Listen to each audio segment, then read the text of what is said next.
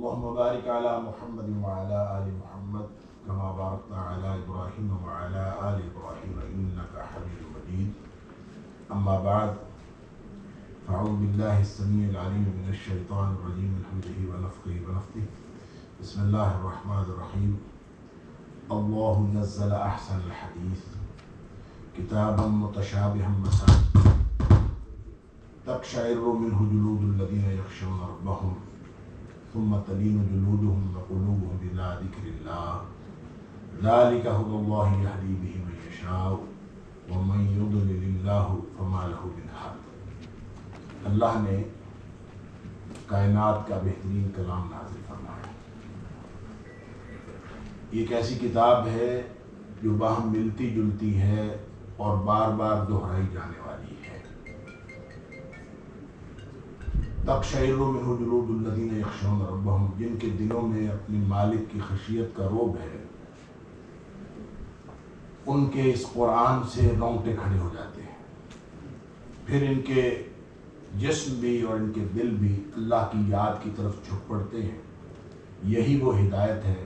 اللہ جسے چاہتا ہے عطا فرماتا ہے، اور جسے اللہ گمراہ کر دے اس کو پھر بھری کائنات میں کوئی ہدایت دینے والا نہیں.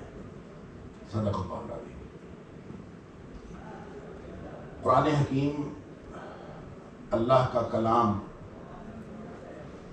اس میں برکتیں بھی ہیں، اس میں ثواب بھی ہے، اس میں نیکیاں بھی ہیں، اس میں شفا بھی ہے. اور اس قرآن کے اندر تمام علوم کی جڑیں بھی ہیں، اور یہ علوم کا خزانہ بھی ہے. اور اس کے اندر کیا کچھ ہے، شاید قیامت تک لوگ اس سے یہ گن نہ پائیں کہ اس کے اندر کیا کچھ ہے، کیونکہ نبی پاک صلی اللہ علیہ وسلم نے فرمایا کہ یہ معجزہ ہے اور لا تنقضی عجائبہ، قرآن کے عجائبات کبھی مکمل نہیں ہو سکتے، کبھی ختم نہیں ہو سکتے. ولا یخلق عن کثرت الرد، اور نہ ہی یہ پڑھنے سے پرانا ہو سکتا ہے. کتابیں پرانی ہو جاتی ہیں، ایک دفعہ پڑھیں، دو دفعہ پڑھیں، اس کے بعد قرآن کتاب کا لطف ختم ہو جاتا ہے، اس کے اندر چاشنی ختم ہو جاتی ہے. قرآن ایک ایسی کتاب ہے، اس کو جتنی دفعہ پڑھیں اس سے لطف بھی بڑھتا جاتا ہے، معانی کا فہم بھی بڑھتا جاتا ہے، اور انسان قرآن کے نہیں، صرف قرآن کے نہیں بلکہ اللہ کے قریب تر ہوتا چلا جاتا ہے. کیونکہ قرآن ایک معجزہ ہے اور اس کے عجائبات کبھی ختم نہیں ہو سکتے. لیکن میرا بھی سوال یہ ہے، جس طرح ابھی محمد علی بھائی سوال کر رہے تھے قرآن کے حوالے سے کہ اس کا موضوع کیا ہے اور اس کے بنیادی مقاصد کیا ہیں، تو میں صرف ایک بات عرض کرنا چاہتا ہوں، اور وہ آپ سے سوال بھی کروں گا اور خود عرض بھی کروں گا کہ قرآن کا مقصد نزول کیا ہے. بھلے موضوع انسان ہے، لیکن اس کا نزول کا مقصد کیا ہے؟ قرآن کیوں نازل ہوا؟ کیا یہ برکتوں کے لیے نازل ہوا ہے؟ کیا یہ شفا کے لیے نازل ہوا ہے؟ کیا یہ علوم کے خزانے بتانے کے لیے نازل ہوا ہے، یا ثواب دینے کے لیے نازل ہوا ہے؟ ایک حرف پہ 10 نیکیاں ملتی ہیں، اور نبی کریم صلی اللہ علیہ وسلم نے فرمایا الف لام میم 3 حروف ہیں، 30 نیکیاں مکمل ہو گئیں. تو پوری کی پوری قرآن کی جو تلاوت ہے اس کے اندر نیکیاں بھی ہیں، ثواب بھی ہے، سب کچھ ہے. لیکن کیا یہ مقصد ہے، یا پھر ہم جو دلہن کے اوپر قرآن کا سایہ کر لیتے ہیں، کیا قرآن اس لیے نازل ہوا ہے؟ یہ سارے جو مقاصد ہیں ہم قرآن سے حاصل کرتے ہیں، اس میں شفا بھی ہے، اس میں برکت بھی ہے، سب کچھ ہے، لیکن اس کا مقصد نزول کیا ہے؟ اس کا مقصد نزول ہے ہدایت.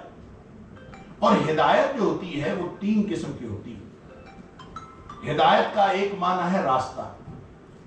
وہ خود قرآن نے کہا اِنَّكَ لَعَلَىٰ هُدًى مُسْتَقِيمٍ، اے حبیب صلی اللہ علیہ وسلم آپ سیدھے رستے پر ہیں. ہدا کا معنی راستہ.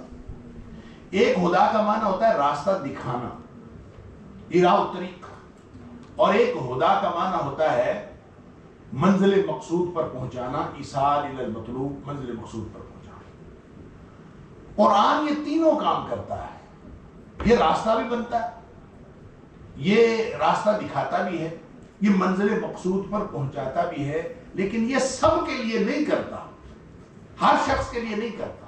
جو آیت سورہ زمر کی میں نے آپ کے سامنے تلاوت کی ہے شروع میں، اس میں اللہ کریم نے بڑے ہی عجیب انداز میں اور بڑے خوبصورت انداز میں قرآن کا تعارف کروایا۔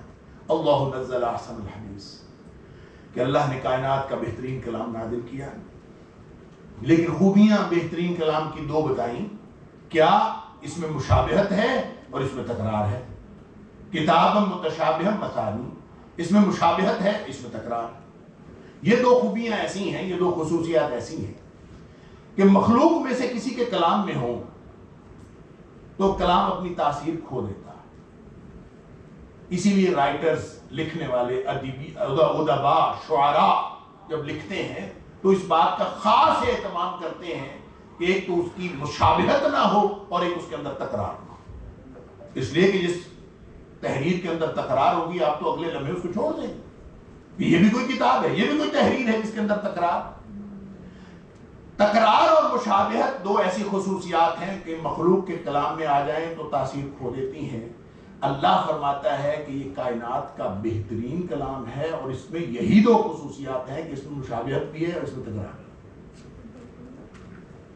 لیکن تاثیر کا عالم یہ ہے کہ تقشعر منہ جلود الذین یخشون اللہ، جن کے دلوں میں اپنے مالک کی عظمت کا رعب ہے، ان کے رونگٹے کھڑے ہو جاتے ہیں۔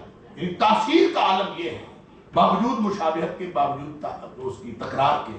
اور قرآن میں تکرار آپ دیکھتے ہیں کہ بار بار وہی کچھ، اور بار بار مشابہ لگ جاتے ہیں حفاظ کو اور قراء کرام کو، مسائل میں گھرے رہتے ہیں، یہ یہاں سے نکلا وہاں سے پہنچ گیا، پہلے پارے سے تیسرے پارے میں پہنچ گیا، تیسرے سے چھٹے میں پہنچ گیا، چھٹے سے 24 میں پہنچ گیا، پھر واپس آ گیا۔ مشابہ لگ گیا ہے کیونکہ مشابہت ہے، اور تکرار وہی کچھ آپ پڑھتے جاتے ہیں، وہی باتیں پھر بار بار بار بار بار بار۔ لیکن یہ تکرار اور مشابہت وہی دو خصوصیات جو مخلوق کے کلام میں ہوں تو تاثیر کھو دیتی ہے، خالق کے کلام میں ہوں تو تاثیر پیدا ہو جاتی ہے۔ یہ جو فرق ہے یہ ہے مخلوق اور خالق کے کلام کا، اور یہی اعجاز ہے قرآن کا، یہی قرآن کا معجزہ ہے کہ قرآن کے اندر جب قرآن کے اندر مشابہت اور تکرار ہو تو اس کی تاثیر بڑھ جاتی ہے۔ اور اللہ تعالیٰ فرماتا ہے، اور وہی دو خصوصیات بتا کے تکرار اور مشابہت کی فرمایا، تقشعر منہ جلود الذین یخشون اللہ۔ اللہ اکبر، رونگٹے کھڑے ہو جاتے ہیں۔ ایمانداری سے بتائیے گا، میں اپنے سمیت سب کو سوال کرتا ہوں، کتنی دفعہ قرآن پڑھتے ہوئے یا سنتے ہوئے رونگٹے کھڑے ہوئے؟ کبھی بھی نیور ایٹ آل۔ جب نہیں رونگٹے کھڑے ہوتے، رونگٹے کھڑے ہونا پتہ ہے جس کو قرآن نے دوسری جگہ کہا وجلت قلوبہم، دل ڈر جاتے ہیں، اور رونگٹے کھڑے ہونے کا مطلب یہ ہے کہ جھرجھری آ جاتی ہے اور پورا جسم انسان کا کانپ جاتا ہے۔ تو کبھی ایسا ہوا قرآن پڑھتے یا سنتے ہوئے جسم کانپ کیا ہو، جھرجھری آ گئی ہو، رونگٹے کھڑے ہو گئے ہو؟ نہیں ہوا۔ سبحان اللہ۔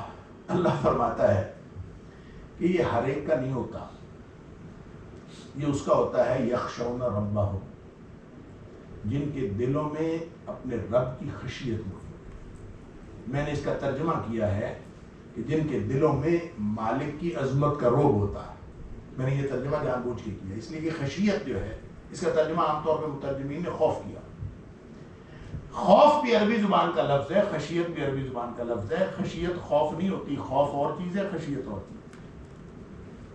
خشیت کے اندر ریکگنیشن ہوتی ہے، خشیت کے اندر پہچان ہوتی ہے۔ آپ جس کو پہچان لیتے ہیں اور پہچاننے کے بعد آپ کو اس کے مقام کا، صاحب کلام کے مقام کا جب تک ادراک نہ ہو، کلام کی عظمت کا رعب کبھی نہیں پیدا ہو سکتا۔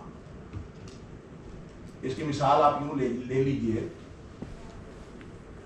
میں اکثر مثال دیتا ہوں، میں اگر کہوں کہ پکڑ لو، آپ سب حیران ہو جائیں گے کیا کہہ رہا ہے، یہ ایک محمل کلام ہوگا، کیوں؟ کہنے والا میں ہوں۔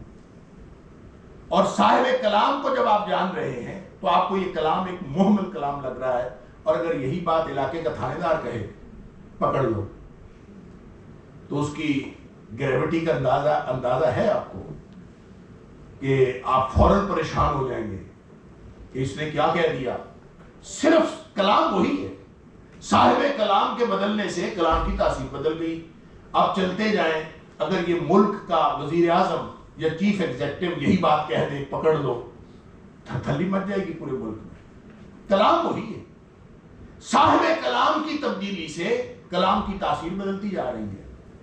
تو ظاہر ہے جس کو یہ پتہ ہی نہیں ہے کلام کس کا ہے, یہ شہنشاہوں کے شہنشاہ کا کلام ہے, یہ کائنات کے خالق و مالک کا کلام ہے. اور جس کے دل میں یہ روب نہ ہو, مالک کی عظمت کا روب نہ ہو, اس نے ریکگنائز نہ کیا ہو, اس نے معرفت حاصل نہ کی ہو, اور اس کے دل میں یہ روب نہ ہو کہ یہ خالق مالک کا کلام ہے, اس وقت تک اس کو کوئی فائدہ نہیں ہے. اس سے نہ اس کے رونگٹے کھڑے ہوتے ہیں اور نہ ہی کبھی اس کو جھرجھری آتی ہے. اور یہ اگر حضرت عبداللہ بن مسعود رضی اللہ تعالیٰ عنہ فرماتے ہیں کہ جب قرآن میں تم پڑھتے ہو نا یا ایھا الذین آمنوا, سبحان اللہ, یہ بھی اعزاز اس امت کا ہے کہ اللہ تعالیٰ نے ڈائریکٹ خطاب کیا ہے اس امت کو, ورنہ اس سے پہلے نبی کو خطاب ہوتا تھا, اس کے ذریعے سے امتیوں کو خطاب. حضرت ابن مسعود رضی اللہ تعالیٰ فرماتے ہیں جب یا ایھا الذین آمنوا پڑھو نا, فوراً سیدھے ہو کے بیٹھ جاؤ, الرٹ ہو کے بیٹھ جاؤ. کائنات کا خالق و مالک عرش سے تمہارے ساتھ براہ راست مخاطب ہے. اگر یہ کبھی تصور قائم ہو جائے اور مالک کی خشیت دل میں گھر کر جائے تو رونگٹے کھڑے ہوتے ہیں کہ نہیں ہوتے, جھرجھری آتی ہے کہ نہیں آتی, وجلت قلوبہم, دل